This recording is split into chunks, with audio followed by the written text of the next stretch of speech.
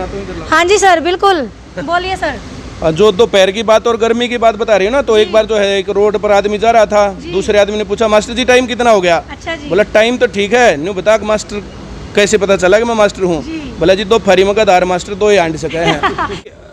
शराब की तो चलो ये तो एक मजाक का हिस्सा बन जाता है कि शराब सबसे पहले खुलती है, पता नहीं क्यों लोगों को इसकी ज़्यादा ज़रूरत होती है, दूध से भी ज़्यादा, और कहीं कोने में भी बिकती है तो वहाँ जाके लोग ढूंढ लेते हैं।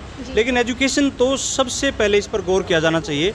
ये तो कहा भी गया है कि अगर किसी देश को गुलाम बनाना है, मानसिक गुलाम बनाना है, तो पहले एजुकेशन खत्म करो। जो है कम से कम 2 साल की आयु में छूट भी जरूर देनी चाहिए। जैसे हरियाणा पुलिस का जो ये भर्ती निकली है, इसमें 2 साल की अगर छूट दी जाएगी तो बहुत विद्यार्थी जो 2 साल ये कोरोना के कारण खराब हो गए, उनकी जिंदगी बर्बाद नहीं होगी और उनको एक मौका मिल जाएगा। कम से कम बाद में उन्हें ये मलाल नहीं रहेगा कि हमें तो कोरोना के कारण मौका ही नहीं मिला। अब जैसे कोरोना के कारण जो है ये पेपर नहीं हुए हैं, जो 12वीं पास बिना पेपर करके पास हो रहे हैं, तो बाद में इन्हें नौकरी कैसे मिलेगी? वो जो है कहेंगे हाँ भाई 12th पास करने के दौरान तुमने क्या किया? बोला जी कोरोना स्कीम में पास हो गए थे। तो कहेंगे स्टे होम स्टे सेफ। तो जिंदगी भर वो जो स्टे होम स्टे सेफ घर पे बैठ के वो क्या करने वाले हैं? संसार क्रांति के सारे दर्शकों ने पुष्पा शर्मा की राम राम। आज हम डीसी ऑफिस पहुंच रहे हैं और मुद्दा है एजुकेशन ने लेकर। जैसा कि आप सब न पता है, कोरोना काल के चलते सभी शिक्षण संस्थान, कॉलेज और कोचिंग सेंटर बंद पड़े हैं। आप नो मान लो कि जो शिक्षा जो है हमारे देश के बच्चों का भविष्य है, और यो ताड़ा शिक्षण संस्थान पर नहीं लग रहा। यो हमारे देश के जो बच्चे हैं उनके भविष्य पर यो ताड़ा लग रहा है। इब जो कर पीछे से 10वीं की परीक्षा रद्द हुई, इब 12वीं की परीक्षा रद्द कर दी। इसमें कुछ पेरेंट्स भी खुश नज़र आ रहे हैं, बच्चे भी खुश नज़र आ रहे हैं, लेकिन जो परेशान है ना, जो परेशान है वो टीचर परेशान है। और वो क्यों परेशान है? वो नू परेशान है कि बच्चे हमारे देश का जो भविष्य है उसकी नींव है, और वह नींव जो बिना पढ़ाई के जो खोखली होती जान नागरी है ना, उस चीज़ का सरकार द्वारा कोई भी सॉल्यूशन ना है। आप अंदाज़ा लगा सको हो, बच्चे जो हमारे देश की नींव, हमारे देश का पिल्लर है, अगर किसी मकान की नींव और पिल्लर ही कमज़ोर होंगे तो उस मकान ने आप समझ सको हो कि वैल्यू है उस मकान की, जिस मकान की एक नींव एक कच्ची पड़ी है। तो हमने सूचना मिली थी कि शहर के जो कोचिंग सेंटर है उनके अलग अलग संचालक जो है यहाँ पहुँचे हुए हैं और उन्होंने डीसी को ज्ञापन सौंपा है। तो अभी सामने हमें सभी संचालक खड़े हुए नज़र आ रहे हैं, तो आइए पूछें उन तभी के कुछ मुद्दा है जो कर ये कंप्लेंट। तो तकरीबन जो संचालक हैं, जो स्कूल के संचालक हैं, कोचिंग सेंटर के संचालक हैं, काफ़ी टाइम तक करने लग रहे हैं। मतलब के कुछ रिस्पॉन्स है सरकार का, मतलब कुछ सहयोग, मतलब 2 साल में क्या कुछ नज़र आया अपने सरकार के रवैये का? देखिए जैसे जो है ना संचालकों का क्या होना, कम होना, ज़्यादा होना, मैं उतनी बात नहीं मानता। मैं ज़्यादा इंपॉर्टेंट मानता हूँ कि जो बच्चों की उम्र निकल गई वो कहाँ से लाएंगे वापस, उनके जिनके चांस खत्म हो गए वे कहाँ से वापस लाएंगे? स्कूल चलेंगे नहीं चलेंगे, संचालकों का जो नुकसान होगा फ़ायदा होगा देखी जाएगी, वो बात की बात है। उनके बसों की किस्त भरी जाएगी नहीं भरी जाएगी, किराए पूरे होंगे नहीं होंगे, बिल भरे जाएंगे नहीं भरे जाएंगे। लेकिन सबसे बड़ी बात यह है ना, जिन विद्यार्थियों की उम्र निकल गई वो जो है चांस जो है उनके मिस हो गए, तो जिंदगी भर कहाँ जाएंगे? वे बेरोजगार रह गए। एक आदमी बेरोजगार नहीं रह रहा, उनकी पूरी फैमिली खराब हो जाती है। अब कोई भी लड़का है पढ़ लिख करके अगर जो है अच्छा पढ़ लिख के जॉब लग जाता है तो उसकी शादी भी अच्छी लड़की से हो जाती है, और पूरा जो है अधिकतर चांस है वो भी लड़की जो जॉब में होती है। अब हस्बैंड वाइफ दोनों जॉब में हो तो उनकी लाइफ सुधर गई, उनके बच्चों की जिंदगी सुधर गई, उनके माँ बाप की जिंदगी सुधर गई। एक बच्चे की नौकरी लगना और ना लगना सिर्फ एक आदमी का काम नहीं, पीढ़ियों का मामला, पीढ़ियां सुधरती हैं। तो गड़बड़ यहाँ पर जो ना, जैसे स्कूल, कोचिंग सेंटर या बाकी, इनकी जिंदगी से ज्यादा इंपॉर्टेंट है बच्चों की जिंदगी। अब उनकी जो उम्र निकल गई तो फिर क्या होने वाला है? इस दौरान जो है जैसे थोड़ा बहुत नुकसान हो गया, फायदा हो गया, वो भुगत लेंगे, सब लोग भुगत लेंगे। हम लोग इतने बेचारे लोग नहीं है, दुनिया को काबिल बनाते हैं, हमें उतनी बड़ी दिक्कत नहीं है। ज्यादा दिक्कत है कि जो बच्चों का भविष्य अंधकार में वो कहाँ जाएगा? तो हम लोग जो है, जैसे बच्चों ने कल भी जो है जैसे हर जगह उन्होंने कहा कि सर आप चलो, मैंने कहा भाई हम इंडिपेंडेंटली जाकर के करेंगे, तुम लोग अपनी मांग जाके उठाओ। और पूरे हरियाणा के स्टूडेंट्स गए, और जो है मैं सभी मीडिया कर्मियों का जो है बहुत धन्यवाद दूंगा कि कल जो है बहुत अच्छे तरीके से कवरेज की पूरे हरियाणा में जो ये हलचल मची है और जो है चीज़ें ऊपर तक पहुँची हैं। और मुझे पूरी उम्मीद है कि सरकार बहुत जल्दी विद्यार्थियों की वो मांग मानेगी और जल्दी से उनको जो है सेंटर्स ओपन करने की, पढ़ाई ओपन करने की, शैक्षणिक संस्थान ओपन करने की परमिशन देगी। और जो है कम से कम 2 साल की आयु में इसमें छूट भी जरूर देनी चाहिए। जैसे हरियाणा पुलिस का जो ये भर्ती निकली है, इसमें 2 साल की अगर छूट दी जाएगी तो बहुत विद्यार्थी जो 2 साल ये कोरोना के कारण खराब हो गए, उनकी ज़िंदगी बर्बाद नहीं होगी और उनको एक मौका मिल जाएगा। कम से कम बाद में उन्हें ये मलाल नहीं रहेगा कि हमें तो कोरोना के कारण मौका ही नहीं मिला। अब जैसे कोरोना के कारण जो है ये पेपर नहीं हुए हैं, जो 12वीं पास बिना पेपर करके पास हो रहे हैं, तो बाद में इन्हें नौकरी कैसे मिलेगी? वो जो है कहेंगे हाँ भाई 12th पास करने के दौरान तुमने क्या किया? बोला जी कोरोना स्कीम में पास हो गए थे। तो कहेंगे स्टे होम स्टे सेफ।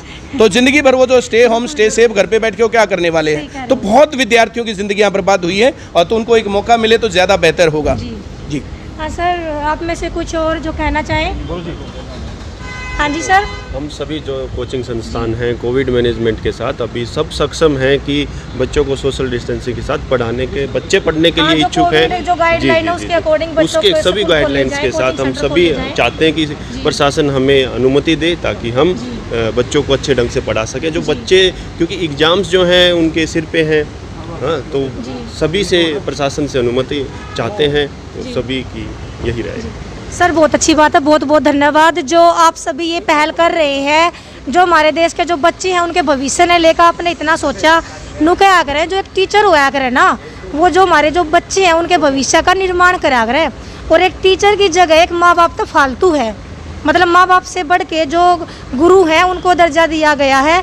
और आप सभी यहाँ जो कर इकट्ठे हो रहे हो बच्चों के भविष्य ने लेकर, भाई हमारा देश के जो बच्चों का भविष्य वो अंधकार में जान लग रहा है, यह मतलब एक बहुत बढ़िया पहल है।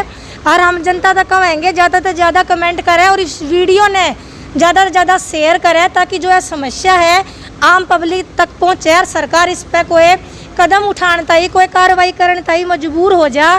देखो टीचर का साथ सभी बच्चों को, सभी पेरेंट्स को देना पड़ेगा, तभी जो ये मुसीबत आई है इसका सॉल्यूशन हमने मिलेगा। तो इसमें जो हमारी समस्या है जो सर ने कहा, उन हम सबको हम उसको सहन कर लेंगे, लेकिन जो इसमें बच्चों का नुकसान हो रहा है वो बहुत ज़्यादा मायने रखता है कि हम उनके लिए आए हैं, ना कि हम रेंट है, ये जितनी चीज़ें हैं, बिजली का बिल है, किसी न किसी तरीके से हम सर ने कहा कि हम जब दूसरे को सक्षम कर सकते हैं तो हम अपने आप को भी इन चीज़ों को सहन करने के लिए सक्षम है।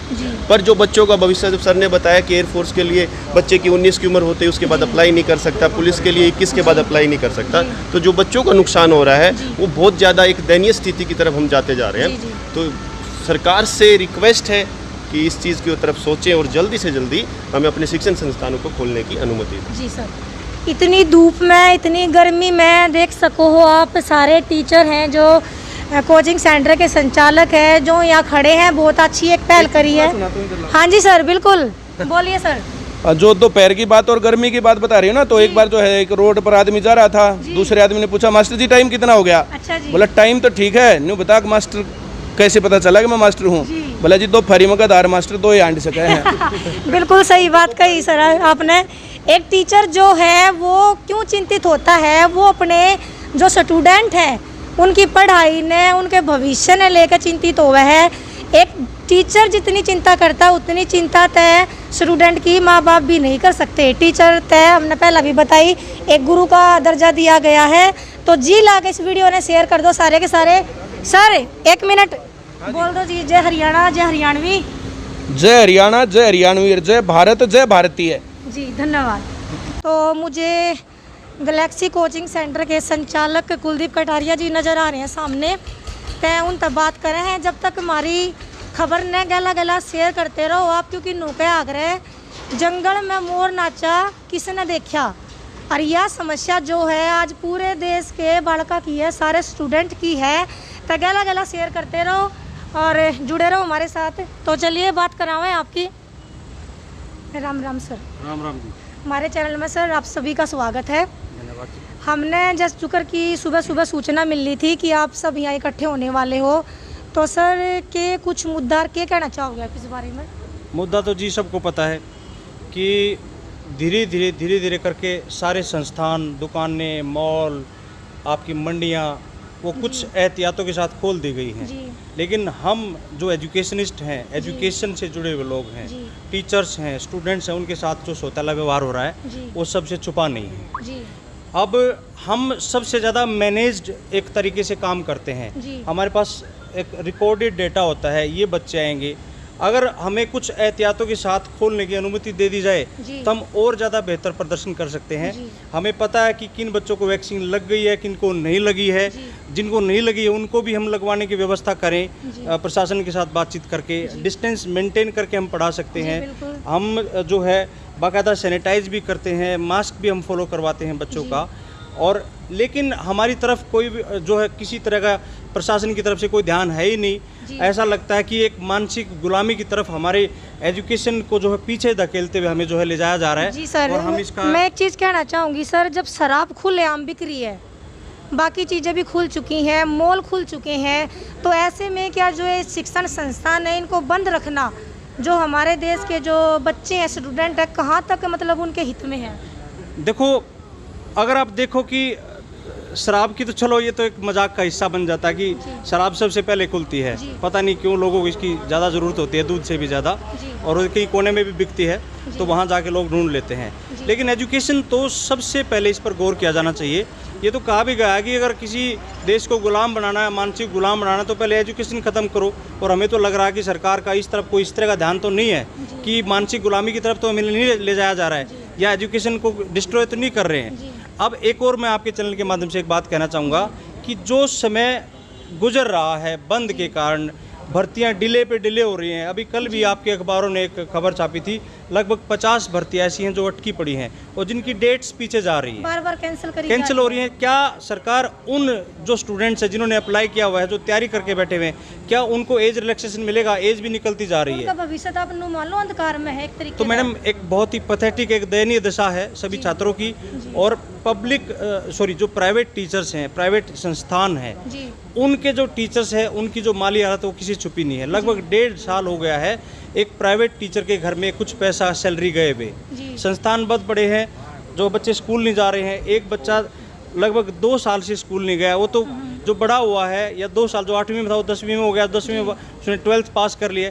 ये कितना भद्दा मजाक चल रहा है शिक्षा के साथ। नॉलेज तो मिली ही नहीं सर, नॉलेज तो मिली ही नहीं, सीधा प्रमोट करा जा रहा बच्चों ना आगे। तो आज इसी मुद्दे को लेकर हम डीसी साहब के पास आए थे, हमें समय मिला नहीं है, वो कहीं दूसरी जो है मीटिंग में मशगूल हैं, तो इंतज़ार कर रहे हैं यहाँ धूप में खड़े होकर सब उनका, कब हमारी तरफ दया दृष्टि हो सरकार की, प्रशासन की, और हमें अनुमति दे पढ़ाने की। हमें मतलब पढ़ाने से भी अगर वंचित किया जाएगा किसी टीचर्स को, तो फिर इससे खराब स्थिति किसी समाज की, किसी सरकार की, किसी सोसाइटी की हो नहीं सकती है।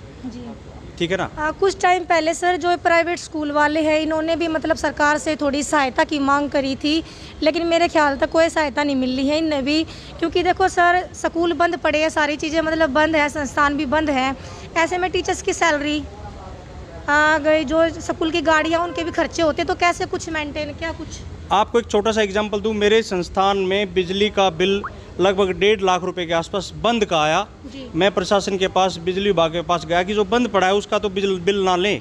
उन्होंने जो 2 टूक जवाब दिया, जो एक रूड बिहेवियर जो वहाँ हुआ कि हमें, हमारे पास कोई इस तरह की सरकार की तरफ से गाइडलाइन नहीं है, आपका संस्थान खुले ना खुले। जबकि एक सरकारी आदेश के आधार पर हमने अपने संस्थान बंद किए हैं, तो हमारा कम से कम बिल माफ़ हो, और जो हमारे ऊपर किराए का जो प्रेशर रहता है उस पर भी कुछ न कुछ संज्ञान अगर लिया जाए, तो यही सारी मांगे हमारी सरकार की तरफ से। हमें सिर्फ पढ़ाने दिया जाए, हम सारे काम कर लेंगे। बिल्कुल सर, थैंक यू। जैसा कि आपने देखा, हमने अभी जो कोचिंग सेंटर के संचालक हैं उनके व्यू लिए हैं, और मैं जो हमारी जो आम पब्लिक है, जो आम जनता है, मैं उनके भी विचार जानना चाहूँगी। आप सब तक रिक्वेस्ट है कि सभ्य भाषा में जो भी आपकी राय है वो कमेंट करके ज़रूर बताएं कि जो ये हमारे बच्चों का जो भविष्य जो अंधकार में जान लग रहा है, इसके लिए हमने क्या कुछ करना चाहिए, हमने क्या ठोस कदम उठाने चाहिए, ताकि जो हमारी सरकार है उसका ध्यान, जो ये स्कूल बंद पड़े हैं, जो हमारे कोचिंग सेंटर बंद पड़े हैं, कॉलेज बंद पड़े हैं, इनकी तरफ भी ध्यान जाए, और हमारे देश के जो बच्चे हैं, हमारे देश की जो नींव है उसके बारे में सरकार कुछ सोचे। तो कमेंट ज़रूर करें आप सभ्य भाषा में, क्योंकि मैं एक चीज़ कहना चाहूँगी, हमारी छोटी सी कोशिश है अपने हरियाणवी कल्चर और अपनी हरियाणवी बोली ने आगे ले जाने की। तो मैं आप तो यही उम्मीद करूँगी कि आप सभी हमारा इसमें सहयोग दें, ज़्यादा से ज़्यादा इस खबर ने ज़्यादा से ज़्यादा शेयर करें, क्योंकि मेरा मानना ये है कि जो इंसान अपने हरियाणवी कल्चर और अपनी हरियाणवी बोली का मान नहीं रख सकता ना, वो आप यूँ मान लो कि सही मायने में गवार वो है। तो जुड़े रहें ऐसी और खबरां तई हमारी गल्ला। जय हरियाणा, जय हरियाणवी, नमस्कार।